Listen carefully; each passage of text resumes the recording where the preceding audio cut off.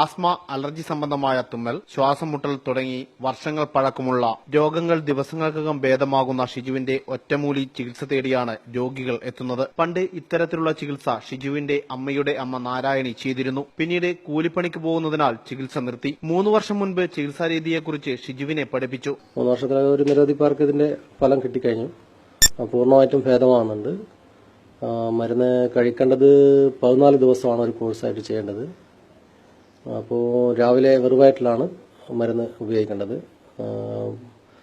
വൈകിട്ട് ഭക്ഷണത്തിന് ശേഷവും കഴിക്കണം. അങ്ങനെ 14 ദിവസം കഴിക്കുമ്പോൾ പൂർണ്ണമായിട്ടും ഭേദമാണ്. വീടിന് സമീപത്തുള്ള രോഗികൾക്ക് മരുന്ന് നൽകി സുഖം പ്രാപിച്ചതോടെ കേട്ടറിഞ്ഞ നാട്ടുകാർ പലരും ചികിത്സ തേടിയെത്തി. ഇപ്പോൾ വീരാജ്പേട്ട, പയ്യന്നൂർ, പിലാത്തറ തുടങ്ങിയ സ്ഥലങ്ങളിൽ നിന്ന് നിരവധി പേർ എത്തുന്നുണ്ട്. 5 വയസ്സിന് മുകളിൽ പ്രായമായ കുട്ടികൾക്ക് മുതൽ മരുന്നുകൾ നൽകി വരുന്നത്. ഭക്ഷണത്തിന് മുൻപ് 14 ദിവസം തുടർച്ചയായിട്ടാണ് മരുന്ന് കഴിക്കേണ്ടത്. ഇൻഹെയിലർ സ്പ്രേ ഉപയോഗിക്കുന്നവർക്ക് മരുന്ന് കഴിച്ച് 3 ദിവസം കഴിഞ്ഞാൽ അത് ഉപയോഗിക്കേണ്ടി വരില്ലെന്നും രോഗികൾ പറയുന്നു. അപ്പോൾ ഒരാഴ്ചയായി കഴിച്ചുകൊണ്ടിരിക്കുമ്പോൾ അത് നല്ല സുഖമുണ്ട്. ഇപ്പം ഇനിയൊരു 10 ദിവസം കൂടി കഴിക്കാമെന്ന് തീരുമാനിച്ചു.